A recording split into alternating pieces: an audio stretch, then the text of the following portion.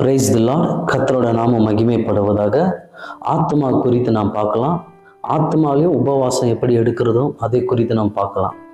ஆதியாகமம் 2வது அதிகாரம் வசனம் 7-8 பாருங்க.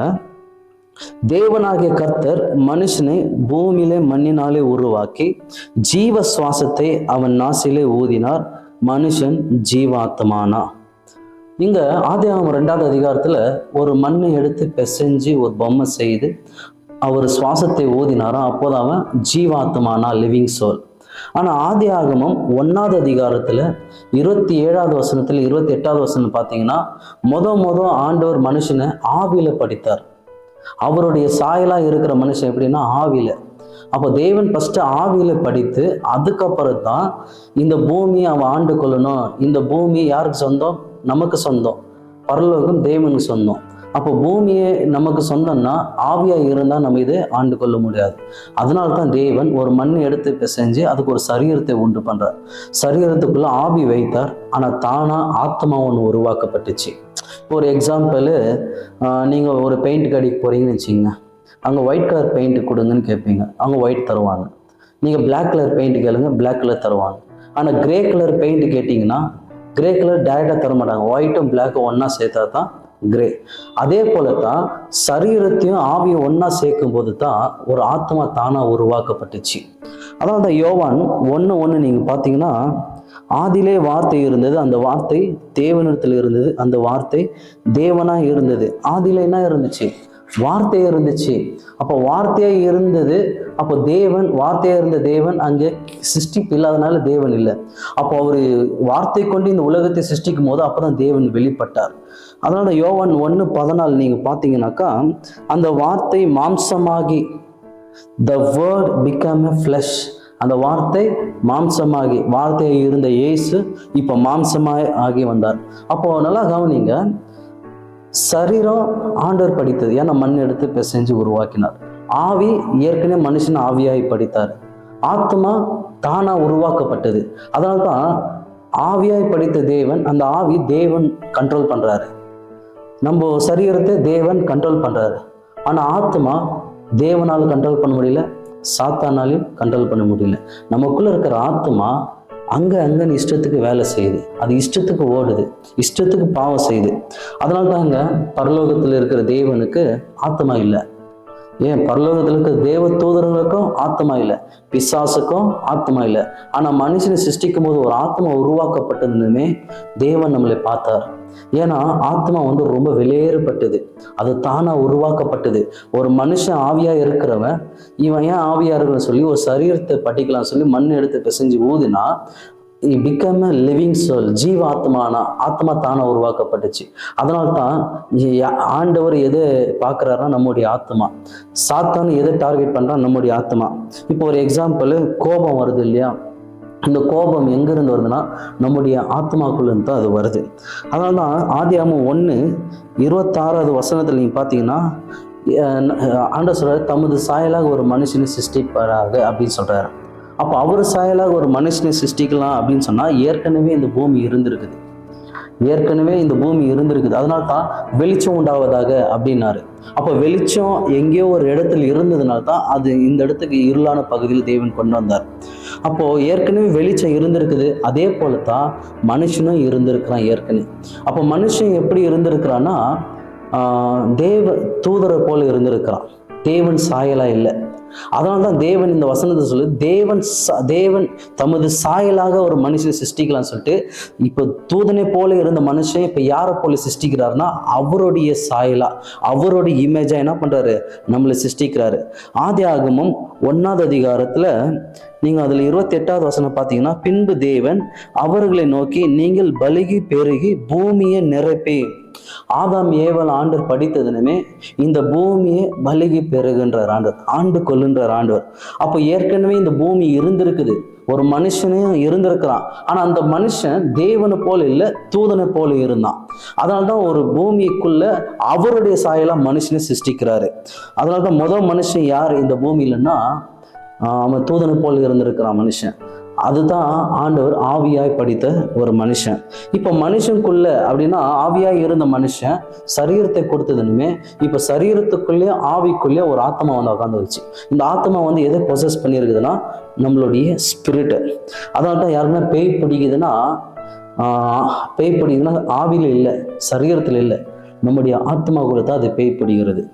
ஒருத்தருக்கு நோய் வருது, வியாதி வருது, கேன்சர் வருது, HIV வருதுன்னா அது சரீரத்தில் இல்லை, அது ஆவியில் இல்லை, நம்முடைய ஆத்மாக்குள்ள தான்.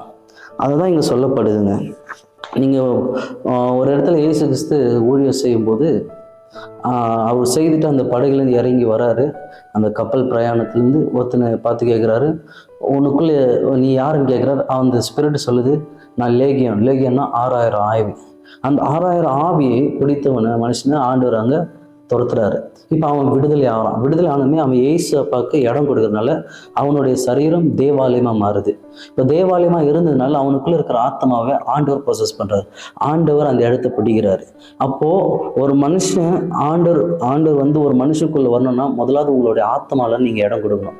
ஏன்னா ஆத்மா தேவன் சிருஷ்டிக்கு இல்லை, அது தேவன் மனுஷனை படைக்கும் போது ஆவியா இருந்த மனுஷன் சரீரத்துக்குள்ள வைக்கும் போது ஆட்டோமேட்டிக்கா ஒரு ஆத்மா உருவாக்கப்பட்டுச்சு. அது தேவனால தான் உருவாகும். அதனால தான் நம்ம ஆத்மா ஆதாயப்படுத்துறோம். ஆவி கிடையாது, சரீரம் ஆதாயம் இல்லை, ஆத்மாவை தான் நம்ம ஆதாயப்படுத்துறோம். அதனால தான் பரலோகத்துல நம்ம போகும்போது நம்முடைய ஆத்மாவுக்கு தான் நியாய தீர்ப்பு. நீ இந்த பூமியில் என்னெல்லாம் செய்த அதெல்லாம் வந்து ஒரு நியாய தீர்ப்பு ஆண்டவர் நமக்கு கொடுக்குறாரு. அதனால தான் ஆத்மா ரொம்ப ரொம்ப இம்பார்ட்டன்ட். ஒரு பிசாசு பிடிக்குதுன்னா கூட அது ஆத்மால தான். அதனால தான் ஏற்கனவே நம்முடைய ஆவிக்குள்ள தேவன் எதை வைத்திருக்கிறார்னா டங்ஸ், அந்நிய பாஷைகள் வைத்திருக்கிறார். ஆனால் ஏன் நம்மளால பேச முடியல? ஏசப்பா ஏற்றுக்கொண்டு நமக்குள்ள ஆவியானவர் வந்துட்டாரு, ஏன் நம்மளால அந்நிய பாஷை பேச முடியல? உன்னுடைய ஆத்மா வந்து தடை செய்யுது. நீ பேசாத, இது தப்பு, அவங்கள மாதிரி நீ பேசுற, நீ இவங்கள மாதிரி பேசுற, நீ காப்பி பண்ற அப்படின்னு சொல்லி உங்களுக்குள்ள எண்ணத்தை கொண்டு வந்து உங்களை பிளாக் பண்றான். ஏற்கனவே ஆசீர்வாதம் உங்களுக்குள்ள தான் இருக்குது. ஆனா உன்னை சுற்றி இருக்கிற பிரச்சனைகளை பார்த்து நீங்க என்ன புலம்புறீங்கன்னா, நான் இன்னும் இப்படியே இருக்கிற ஆண்டவரே. ஏன்னா உன் ஆத்மா உன்னை பிளாக் பண்ணுது. அதனால தான் ஆத்மா ரொம்ப உஷாரா இருக்கணும். ஏன்னா ஆத்மா இஷ்டப்படி வேலை செய்யும், இஷ்டப்படி ஓடும். நம்முடைய ஆத்மா ரொம்ப ரொம்ப இம்பார்ட்டன்ட்டு. ஏன் பிள்ளைங்களை ஸ்கூலுக்கு அனுப்புறீங்க? ஏன்னா பிள்ளைங்க வந்து கெட்டது எது நல்லது எதுன்னு கற்றுக்கொள்ளணும். ஏன்னா அது எங்கன்னா ப்ரோக்ராமிங் பண்ணப்படுதுன்னா ஆத்மாவில் தான் ப்ரோக்ராமிங் பண்ணப்படுது. அப்போ ஆத்மாக்குள்ள தான் அது போகுது, எதெல்லாம் நல்ல விஷயங்களும். அதே போல தான் தேவன் அவருடைய வார்த்தைகளை ஏன் கொடுத்தாருன்னா அது நம்முடைய ஆத்மாக்கு ரொம்ப இம்பார்ட்டன்ட், நம்முடைய ஆத்மா. அதனால தான் நீங்கள் பாருங்கள், ஒரு உதாரணத்துக்கு நான் சொல்கிறேன். ஒரு மாடு எடுத்துங்க, நல்லா வெயிட்டாக இருக்கிற மாடு, தூக்கி தண்ணியில் போடுங்க, அது அப்படியே நீச்சல் அடிக்கும். 2 வயசு உள்ள ஒரு குழந்தை தூக்கி தண்ணியில் விடுங்க, அது அப்படியே மேலே மிதங்கும். ஆனால் நீங்கள் ஒரு 12 வயசு உள்ள ஒரு சின்ன பொண்ணோ ஒரு சின்ன பையனாக இருக்கட்டும், நீங்கள் தண்ணியில் போட்டிங்கன்னு வச்சிங்க, அது முழுகிடும். ஏன்னா அந்த ஆத்மா அந்த மாதிரி வேலை செய்கிறது. இப்போ நீ முழுக போகிற பாரு, இப்போ நீனா நடக்க போகுதுன்னு அந்த ஆத்மா என்ன பண்ணுது? அந்த மாதிரி ஒரு காரியத்தை அது செய்யுது. அதனால தான் சில நேரத்தில் நம்மளுடைய ஆவி கூட பலவீனமாக இருக்குது, வீக்காக இருக்குது. ஏன்னா எப்போ பார்த்தாலும் டிவியில், எப்போ பார்த்தாலும் உன்னோட டைம் ஸ்பெண்ட் பண்ணுறதெல்லாம் டிவியில், மொபைல் ஃபோனில். அதை நீ ஸ்பெண்ட் பண்ண உங்கள் ஜப வாழ்க்கை வந்து என்ன ஆகுது? கம்மியாகுது. அதனால தான் உங்கள் ஆவி என்ன ஆகுது? பலவீனமாகுது. எதிரி யாரும் கிடையாது. 2 கொரிந்தியர் 10வது அதிகாரத்தில் 3வது வசனத்துலேருந்து 5வது வசனம் வரைக்கும் பார்த்தீங்கன்னா, த கிரேட்டஸ்ட் எனிமீஸ் யூ. நீ தான் எதிரி, உனக்கு நீயே தான் எதிரி. ஏன்னா உன்னோட ஆத்மா இஷ்டப்படி சொல்கிறதுனால தான் நீ வேலை செய்கிற. உன்னோட ஆத்மா என்ன சொல்லுதோ அதுதான் நீ பண்ணுற. இப்போ ஆத்மா என்ன சொல்லுது? ஓடுன்னு சொல்லுது. ஓடுன்னு சொன்னதுமே இந்த சரீரம் ஓட ஆரம்பிக்குது. அதனால தான் ஆவி சொல்கிறது இந்த ஆத்மா செவி சாய்க்க விடுறதில்ல. அதாவது ஆத்மா என்ன சொல்லுதோ இஷ்டப்படி நம்ம வேலை செய்கிறோம். இப்போது நீங்கள் ஒரு உதாரணத்துக்கு ஒரு கற்பனை நீங்கள் நினச்சிங்க, நான் இங்கே பிரசங்கம் பண்ணுற மாதிரி, பேய் ஓட்டுற மாதிரி ஒரு கற்பனை, ஒரு இமேஜினேஷன். நீ என்ன தான் இமேஜினேஷன் பண்ணாலும் 0. ஏன்னா உன் ஆவிக்குள்ள பலவீனமாக இருக்குது, வீக்காக இருக்குது. ஏன்னா எப்போ பார்த்தாலும் டைம் வந்து உலகம் பிரகாரப்படி நீங்கள் ஸ்பெண்ட் பண்ணுறீங்க. டிவி மூலிமா, மொபைல் மூலிமா இஷ்டத்துக்கு இந்த உலகம் பிரகாரப்படி அந்த டைம் நீங்கள் ஸ்பெண்ட் பண்ணுறதுனால உங்கள் ஆவினாவது ரொம்ப வீக்காக இருக்குது. அதனால தான் தாவீது பக்கம் பாருங்கள், இன்னொரு மனைவியை எடுத்து கொண்டான்னு சொல்லுது. அந்த மனைவி எங்கே அவங்க கணவருக்கு தெரிஞ்சுன்னு சொல்லிட்டு கணவரை வந்து சாவச்சிட்டு இன்னத்தரோட மனைவியும் எடுத்து வந்தான். இப்படிப்பட்ட தாவீது சங்கீதத்தை பாடினார். அந்த சங்கீதத்தை பாடும்போது நம்மளுக்கு ஒரு கேள்வி வரும், இவ்வளோ பெரிய பாவம் செய்தார், இவர் எப்படி இந்த சங்கீதம் பாடலாம்னா அந்த ஆத்மாவை தேவனுக்கு அர்ப்பணித்தார். தேவன் சமூகத்தில் சாஷ்டாங்கமாக பணிந்து கொண்டார். அதனால தான் அந்த ஆத்மா தேவன் கொடுத்ததுனால அந்த ஆத்மாக்குள்ள இருக்கிற கெட்ட காரியங்களெல்லாம் தேவன் எடுத்துட்டாரு. அவருடைய தரிசனம், அவருடைய வெளிப்பாடு எல்லாம் தாவீதுக்குள்ள வைத்தார். இப்போ ஒருவேளை நீங்க சில கெட்ட காரியங்களுக்குள்ள நீங்க போய் கொண்டு இருக்கிறீங்களா, உங்களுடைய ஆத்மா தேவனுக்கு கொடுங்க. எசப்பா, இந்த ஆத்மா உமக்கு சொந்தம், இது இஷ்டப்படி செய்து, இனிமேல் இது இஷ்டப்படி இல்லை, உன் வார்த்தை பிரகாரப்படி இந்த ஆத்மா வேலை செய்யணும், இந்த ஆத்மாவை நீர் காத்துக்கொள்ள சொல்லி நீங்க ஒப்பு கொடுக்கும் போது அந்த ஆத்மா நிச்சயமா தேவன் அவருக்கென்று பயன்படுத்துவார். அதனால்தான் ரோமர் 4வது அதிகாரத்துல ஒரு வலுவான ஆத்மா யாரை பற்றினா ஆபிரகாமை பற்றி, ரொம்ப ஸ்ட்ராங் மேனு. ஆபிரகாமுக்குள்ள இருக்கிற ஆத்மா ரொம்ப ஸ்ட்ராங்கு. எப்படி ஸ்ட்ராங்னாக்கா, ஒரு சிலை செதுக்கிற ஒரு சிற்பியோட மகன் தான் ஆபிரகாம், ஒரு விக்கிரகத்தில் இருந்தவர். அப்படிப்பட்ட ஆபிரகாமுக்கு ஆண்டவர் சொல்றாரு, உன் வீட்டை விட்டு உன் எண்ணத்தை விட்டு நீ வான்னு சொல்றாரு. உடனே எல்லாத்தையும் விட்டு ஆபிரகாம் போறாரு ஆண்டவர் சொன்னதுனால. அப்போ ஏன் ஆண்டவர் சொன்னதுனால இவர் போறாருன்னா, இவருடைய ஆத்மா எப்படி இருந்துச்சு, ரொம்ப ஸ்ட்ராங்காக இருந்துச்சு. இன்னைக்கு ஆண்டவர் இதை செய்ய சொல்றாரு, அதை பண்ண சொல்றாரு, உங்களால் ஏன் பண்ண முடியலன்னா உங்க ஆத்மா ஸ்ட்ராங்கா இல்லை, உங்க ஆத்மா ரொம்ப ரொம்ப வீக்காக இருக்குது. அதனால தான் ஆபிரகாமுக்கு ஒரு மகன் பிறந்ததுனுமே ஈசாக்கு வயசாகி ஒரு குழந்தை பிறகுல ஈசாக்கு, அந்த ஈசாக்கு எனக்கு பலி செலுத்துன்றாரு. ஆபிரகாம் போறாரு, ஒரு கழுதை மேலே வெறுகுங்களை வைத்து அது மேலே மகனை வச்சுட்டு ஆபிரகாம் கூட 2 பேர் இட்டு போறாரு மோரியா மலைக்கு. எதுக்கு? தன் பிள்ளையை பலி செலுத்த ஆண்டவர் கேட்டாருன்னு. இப்போ போனதுமே மழை வந்துடுச்சு. கிட்ட வந்து அவங்க கூட இருந்தவங்க ஆபிரகாம் சொல்றாரு, நீங்க போங்க, நாங்கள் போயிட்டு வரோன்னு. அப்போ கூட இருக்கிறவங்க கேட்குறாங்க, எதா பலி செலுத்த ஆடு எதான்னு. அப்போ ஆபிரகாம் அங்கே உண்மை சொல்லியிருந்தா அங்கே ஆண்டவரோட சித்தம் அங்கே நிறைவேறிக்காது. அங்கே போய் சொல்லிட்டு நாங்கள் போயிட்டு வரோம்னு சொல்லிட்டு போறாரு. இப்போ போகும்போது மலை மேலே போறாரு, பலிப்பீடு இருக்குது, வெறுகு இருக்குது, எல்லாமே இருக்குது, ஆடு இல்லை. இப்போ மகன் கேட்குறான் ஈசாக்கு, அப்பா ஆடு எங்க பலி செலுத்தன்னு? நீ தான்பா அந்த ஆடுன்னு. அந்த இடத்துல எவ்வளோ ஸ்ட்ராங் ஆத்மா இருந்திருந்தா ஆபிரகாமுக்குள்ள, அப்போ ஆண்டவருக்காக தன் பிள்ளையை பலி செலுத்த அவர் முன்ன வந்திருப்பாரு. அதனால தான் ஆபிரகாம் விசுவாசத்தின் தகப்பன். இன்னும் நான் ஆபிரகாமை பார்த்து சொல்றேன், என் சிநேகிதன், என் ஃப்ரெண்டுன்னு சொல்றாருங்க. ஏன்னா ஆத்மா உங்களுக்கு ஸ்ட்ராங்கா இருந்துச்சுன்னா கர்த்தர் தினமும் உன்னை விசிட் பண்ணுவார், டெய்லி வருவார், உன்னோட பேசுவார், ஃப்ரெண்டு கிட்ட பேசுகிற மாதிரி உங்ககிட்ட பேசுவார். உன்னோட ஆத்மா ரொம்ப ஸ்ட்ராங்காக இருக்கணுங்க, அது ரொம்ப வலுவான ஒரு ஆத்மாவும் இருக்கணும் உங்களுக்குள்ள. அதனால தான் பாருங்க, சோதம் கொமேரா பட்டணத்தில் பாவம் பெருகிச்சு. ஆண் பெண் பெண் இப்போ இருக்குது நடக்குது இல்லையா, ஆண் எடுத்துக்கிறான், பெண் எடுத்துக்கிறாங்க, இவங்களுக்குள்ளே பாவம் செய்கிறாங்க இல்லையா. அது ஏற்கனவே பைபிளில் நடந்திருக்கு. சோதம் கொமேரா பட்டணத்துக்குள்ளே அது நடக்குது. அப்போ நடந்துக்கும் போது தேவதூதர் போயிட்டு சிங்காசனத்தில் இயேசு அப்பா கிட்ட போய் சொல்கிறாங்க, இந்த மாதிரி இவ்வளோ பாவம் நடந்து கொண்டு இருக்குது ஆண்டவர். ஆண்டவர் சொல்கிறாரு, 2 தூதருங்க என் கூட வாங்க, நம்ம போய் அந்த பட்டணத்தை அழிக்கலான்னு. அப்போ வந்து பூமிக்கு இறங்குனாக்கா மனுஷனா இறங்கி வராங்க 2-3 பேர். அதில் ஆண்டவர் 2 தூதன் இறங்கி வரும்போது ஆண்டவர் சொல்கிற தூதனை பார்த்து, வாங்க என் ஃப்ரெண்டை மீட் பண்ணலாம். அப்போ அவங்க கேட்குறாங்க, யார் ஆண்டவர் அப்படின்னு. ஆபிரகாம் தான் என்னுடைய ஃப்ரெண்டு அப்படின்றது. ஏன்னா ஆபிரகாமுடைய ஆத்மா ரொம்ப ஸ்ட்ராங்கு. ஒருவேளை உன்னுடைய ஆத்மா ரொம்ப ஸ்ட்ராங்காக இருந்தால் ஆண்டவர் உன்னை விசிட் பண்ணுவாருங்க. அவர் எந்த காரியங்களும் எது செய்ய நினைத்தாலும் உன்கிட்ட மறைக்க மாட்டார். ஏன் சில நேரத்தில் ஆண்டவர் உன்கிட்ட எல்லா விஷயத்தையும் மறைக்கிறது தெரியுமா? உனக்கே தெரியாமல் உன் மனைவி சீட் பண்ணலாம், உனக்கே தெரியாமல் உன் கணவர் ஒன்று ஏமாற்றலாம். அது எங்கே உனக்கு தெரிஞ்சிச்சுன்னா நீ உடைந்து போயிடுவேன்னு தான் சில நேரத்தில் ஆண்டவர் மறைக்கிறார். ஆனால் உன் ஆத்மா ஸ்ட்ராங்காக இருந்துச்சுன்னா உனக்கு காட்டுவார் கண்ணுக்கு முன்னே. ஃப்ரெண்டு கிட்ட பேசுகிற மாதிரி உங்ககிட்ட வந்து தினமும் பேசுவார், இந்த தவறுங்களை நடக்குது, இந்த விஷயங்கள் நடந்து இருக்குதுன்னு. அதனால தான் ஆபிரகாம் ரொம்ப ஸ்ட்ராங் ஆத்மா. பிள்ளையே கொடுக்கறதுக்கு வந்தார் பலி செலுத்த ஆண்டவருக்கு ஆபிரகாம். அப்போ ஆபிரகாமை மீட் பண்ணாமல் நான் போக மாட்டேன்னு சொல்லிட்டு ஆபிரகாம் வீட்டுக்குள்ளே வரார். வந்ததுனுமே ஆபிரகாம் கிட்ட மறிக்காமல் சொல்கிறார், நான் சோதம் கொமேரா பட்டணம். அங்கே பார்த்தா ஆபிரகாமுடைய சகோதரங்க இருக்கிறாங்க, லோத்து, அவங்க ஃபேமிலி இருக்குது. அப்போ அவங்க ஃபேமிலி இருக்கும்போது அந்த இடத்துல அந்த குடும்பத்தை ஆண்டவர் வந்து தப்பி வைக்கிறார். ஆனால் லோத்தோட மனைவி மாத்திரம் அங்கே சாகிறா. அப்போ அந்த சாகும்போது இப்போ ஏன் லோத்தோட மனைவி சாகுறான்னா, சில பேர் அங்கே உப்பு அதிகம், அதனால தான் உப்பு வியாபாரம், அந்த வியாபாரத்து மேலே தான் அவளுக்கு கண்ணு இருந்துச்சு, அதனால தான் எங்கே இதெல்லாம் போயிடுச்சேன்னு சொல்லிட்டு திரும்பி பார்த்தா அதனால தான் ஆண்டவர் அடிச்சிட்டாரு, அவள் உப்பா மாறிட்டான். இன்னொரு விஷயம் ஆவிக்குரிய ரீதி என்னன்னா, அந்த லோத்தோட மனைவி மகளோடு அவர் தவறு செய்தான். பெண் பெண்ணோடு தவறு செய்தனால்தான் அங்கே ஆண்டவர் அடித்தார். அதனால தாங்க இன்னைக்கு நடந்து கொண்டிருக்குது. இனி நான் இனி பெண் நீங்கள் இதெல்லாம் பார்த்துன்னு இருக்கிறோம், சும்மா விட மாட்டாருங்க, தேவன் அடிப்பார். இப்போ லோத்து அவங்க 2 மகள் மாத்திரம் தான் இப்போ ஆண்டவர் உயிரோடு விட்டார். அப்போ அவங்க ஒரு மலைக்கு போகும்போது 2 பேர் என்ன பண்ணுறாங்க, 2 பொண்ணும் என்ன பண்ணுறாங்கன்னா, அப்பாவுக்கு வந்து போதையில் இருக்கிற அந்த ஒயினை ஊற்றி கொடுத்து அவரை போதையாக்கி அவரோடு தப்பு செய்யலாம். அந்த வம்சத்தில் தான் மோவாபியர், அந்த வம்சத்தில் தான் ரூத்து, அந்த வம்சத்தில் தான் போவாசு, அந்த வம்சத்தில் தான் ஜெசி, அந்த வம்சத்துலேருந்து தான் தாவீது, அந்த தாவீது வம்சத்துல தான் இயேசு வந்தார்.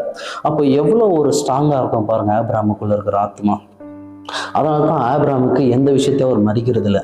தேவன் உனக்கு ரகசியங்களை வெளிப்படுத்தணுமா, தேவன் வெளிப்பாடுகளை கொடுக்கணுமா, தேவன் உன்னை ஆசீர்வதிக்கணுமா, உன்னை கொண்டு தேவன் பயன்படுத்தணுமா, உன்னுடைய ஆத்மா வலுவான ஆத்மா இருக்கணும், அது ரொம்ப ஸ்ட்ராங்காக இருக்கணும் உன்னுடைய ஆத்மா.